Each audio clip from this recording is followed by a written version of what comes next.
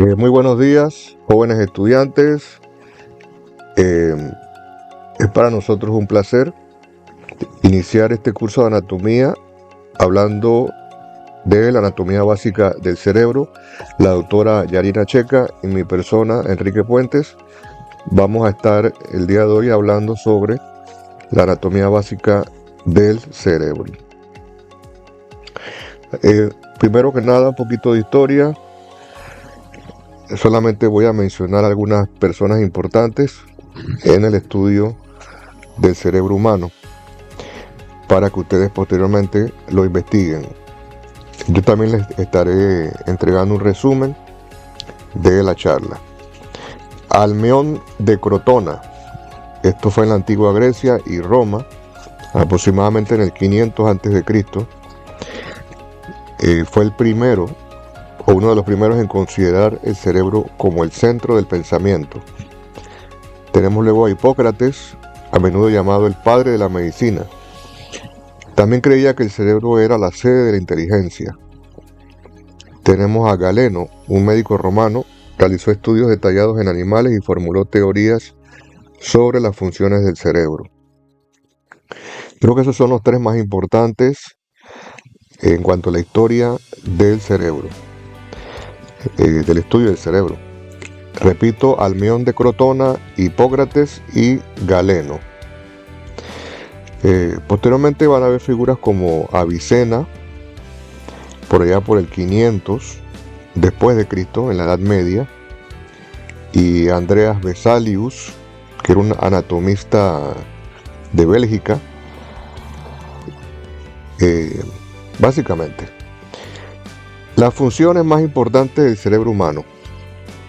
Bueno, sin duda es el órgano más importante de nuestro cuerpo. Controla funciones vitales como la respiración, la frecuencia cardíaca, la presión arterial, que son más que nada funciones automáticas, o sea, involuntarias, y se manejan a través del tronco encefálico. El cerebro tiene que ver con la información recibida de los sentidos, la vista, el oído, el olfato, el gusto, el tacto, permitiéndonos la percepción del mundo exterior. Eso se llama procesamiento sensorial. El cerebro coordina los movimientos voluntarios e involuntarios del cuerpo. El cerebelo juega un papel crucial en la coordinación y el equilibrio. El cerebro es el centro del pensamiento, razonamiento, toma de decisiones y resolución de problemas. El cerebro almacena y recupera información, lo cual es esencial para el aprendizaje y la formación de recuerdos a largo plazo. El hipocampo, posteriormente vamos a ver unas imágenes donde lo ilustramos, juega un papel muy importante en la memoria. El cerebro nos permite además comprender y producir lenguaje, tanto hablado como escrito. Áreas como el área de Broca y el área de Wernicke son fundamentales para estas funciones. Emociones. Nuestro cerebro regula nuestras emociones y nuestras respuestas emocionales. La amígdala cerebral es particularmente importante, es clave en la gestión de las emociones como el miedo y el placer. Funciones ejecutivas.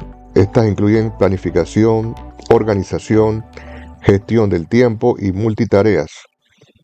Estas funciones son gestionadas principalmente por el lóbulo frontal.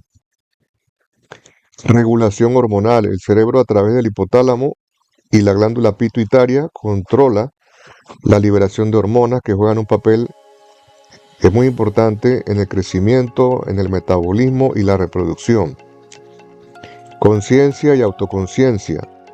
El cerebro nos permite ser conscientes de nosotros mismos y de nuestro entorno, lo cual es fundamental en la experiencia humana. Algunos detalles intrínsecos del cerebro. Su tamaño es aproximadamente de 15 centímetros de largo por 14 de ancho. 15 por 14 centímetros de ancho. Pesa aproximadamente 1.3 a 1.4 kilogramos. Aquí interesante hacer una comparación con el cerebro de un chimpancé adulto.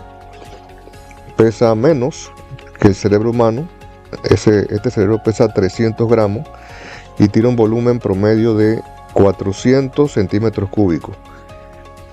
El cerebro humano pesa casi que 5 veces más, 1.4 kilos, y tiene un volumen de 1400 centímetros cúbicos, prácticamente 4 veces más que el cerebro de un chimpancé.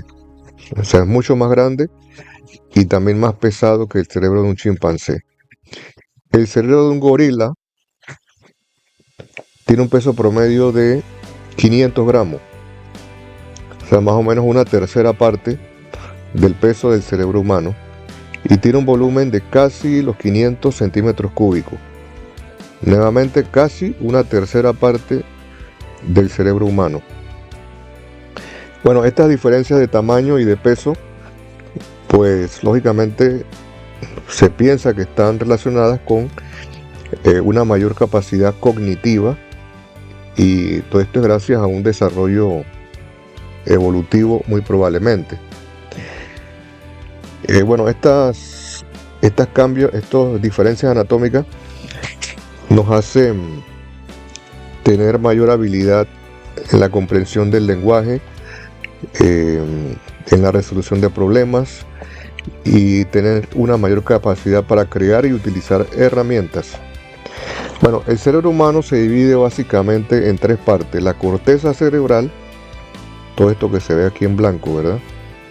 El cerebelo, esto aquí en amarillo, y el tallo o el tronco encefálico, tallo cerebral o el tronco encefálico. Vamos a muy resumidamente decir para qué sirve cada estructura. Este es el cerebro, la corteza cerebral, que está dividida en lóbulos. Bueno, primariamente está dividida en el hemisferio izquierdo y el hemisferio derecho, ¿verdad? Y por supuesto que del mismo modo, en la parte de adelante vamos a tener el lóbulo frontal, luego en el medio tenemos el lóbulo parietal del cerebro, luego tenemos el lóbulo temporal, acá atrás tenemos el lóbulo occipital, ¿verdad? Y adentro tenemos el sistema límbico. Acá atrás tenemos el cerebelo, que tiene que ver mucho con el equilibrio, y acá tenemos el tallo cerebral, que tiene que ver con el control de la respiración, la frecuencia cardíaca, la presión arterial, control de la temperatura, etc. Seguimos. Veamos las principales. Este es un dato bien interesante. Aunque el cerebro humano representa solo alrededor del 2% del peso corporal total, consume, oigan esto, el 20% de la energía del cuerpo. 20%. Representa apenas el 2% del peso corporal total y consume aproximadamente el 20% de la energía del cuerpo. Por eso que yo tenía un profesor en la universidad, una profesora que nos decía: cuando ustedes estén estudiando, para evitar que se les mueran las neuronas, lo cual era una exageración, nos decía que chupáramos alguna pastillita cuando estábamos estudiando. Bueno, ella lo decía porque el cerebro consume mucha energía y básicamente se alimenta de glucosa, o sea, de azúcar. Bueno, volviendo al tema, el cerebro es la parte más grande del cerebro y está dividida en 2 hemisferios, el izquierdo y el derecho. Funciones: controla funciones cognitivas como el pensamiento, el aprendizaje, la memoria y la toma de decisiones. Procesa e interpreta la información sensorial. Es el responsable del habla, de la comprensión del lenguaje. Gestiona las emociones y las respuestas conductuales. El cerebelo, por su parte,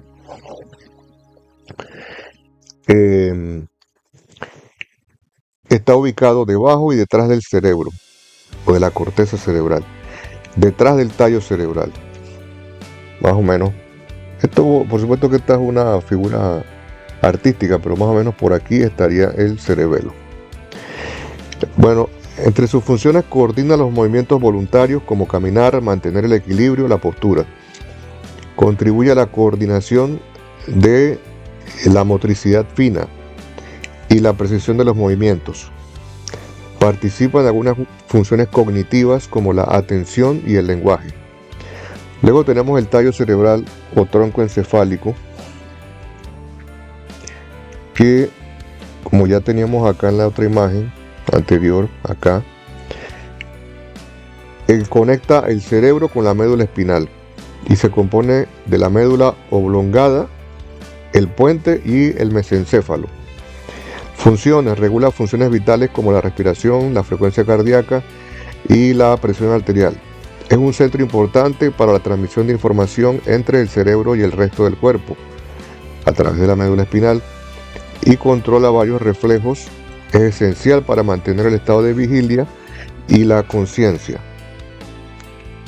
Hablemos un poco de los hemisferios cerebrales, el izquierdo y el derecho.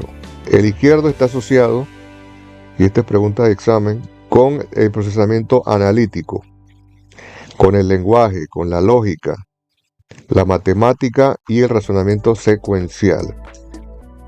Tiene que ver con el habla, la comprensión del lenguaje y controla la parte derecha del cuerpo.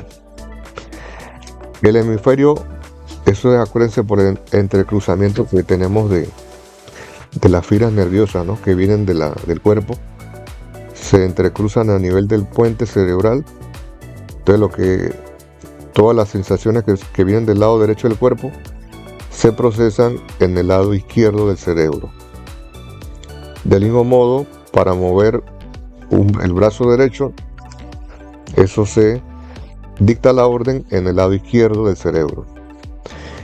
Lo mismo que la pierna derecha, el dedo derecho, el dedo gordo del pie derecho, todo eso se controla con el lado izquierdo del cerebro. El hemisferio derecho está relacionado con la creatividad, intuición, el arte, la percepción espacial. Es importante para el reconocimiento de rostros, la música y el procesamiento emocional. Controla la parte izquierda del cuerpo. Entonces, repito, el hemisferio izquierdo es analítico. Tiene que ver con el lenguaje, con la lógica, la matemática, el razonamiento secuencial, los pasos que hay que seguir en una determinada tarea. Y el hemisferio derecho es más creativo, tiene que ver con la intuición, con el arte, con la percepción espacial, con el reconocimiento de rostros, con la música y el procesamiento emocional. Luego podemos dividir al cerebro o a la corteza cerebral en lóbulos. Tenemos así entonces, acuérdense que todo esto tiene un lado izquierdo y un lado derecho.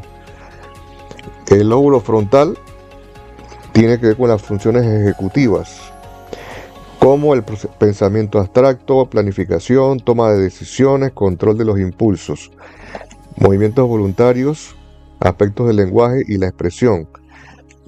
Una nota, aquí una curiosidad: en los adolescentes el lóbulo frontal está menos desarrollado, lo que es la corteza prefrontal, esta zona de aquí. Por eso es que ellos son más impulsivos, no tienen autocontrol, son más propensos a las adicciones, a los vicios, les gusta la música a alto volumen, escandalosa, dependen más del visto bueno de los amigos, ¿verdad? Porque esta zona, lóbulo frontal, que tiene que ver con el autocontrol, la autorregulación, como quien dice, el razonamiento, meditación, el control de las emociones, está aquí, en la zona prefrontal. Entonces está menos desarrollada en el cerebro adolescente. Luego tenemos que el lóbulo parietal, esto es en la mitad del cerebro, en la parte central del cerebro, y este lóbulo pudiéramos ubicarlo aquí, lóbulo parietal, tiene que ver con la información sensorial, principalmente el tacto, la temperatura y el dolor. Contribuye al procesamiento espacial y la orientación. Luego tenemos lóbulos temporales, como quien dice donde están las orejas. Esta zona de aquí, lóbulos temporales, izquierdo y derecho, como están tan cerca de las orejas, pues tienen que ver con el procesamiento auditivo y la comprensión del lenguaje. Están asociados con la memoria, con las emociones, con el reconocimiento de rostros y escenas. Recapitulando con ese que mencioné, que el hemisferio derecho es el que está más relacionado con el reconocimiento de rostros, con la música, con la creatividad, con el arte. Lóbulo occipital está acá atrás. Lóbulo occipital tiene que ver con el procesamiento de las imágenes, con la comprensión de lo que uno está viendo. Es un centro primario para el procesamiento visual, interpretación de formas, de colores y de movimientos. Hay otras estructuras muy importantes en el cerebro, más que nada el sistema límbico, aquí en la mitad del cerebro, por dentro, como quien corta el cerebro como una sandía por toda la mitad, en un corte longitudinal, también llamado corte sagital. Si uno lo agarra y lo corta de aquí para allá, en sentido longitudinal, vamos a tener estas tres estructuras básicas: el hipotálamo, el tálamo y la amígdala cerebral por aquí, donde tengo el puntero del mouse. El hipotálamo, esta estructura aquí, regula funciones vitales como el centro del hambre. Ahí está el centro del hambre, de la sed, del sueño, la respuesta al estrés. Es muy importante en la regulación hormonal a través de su conexión con la glándula pituitaria, la hipófisis, que es como quien dice el director de la orquesta hormonal, es la hipófisis. Pero el hipotálamo es el que produce otra serie de hormonas que estimulan a la hipófisis a producir otras hormonas que van entonces a órganos blancos en todo el cuerpo humano, los ovarios, los testículos, la glándula tiroides, las paratiroides, las glándulas suprarrenales, etc. Luego está el tálamo, acá arriba.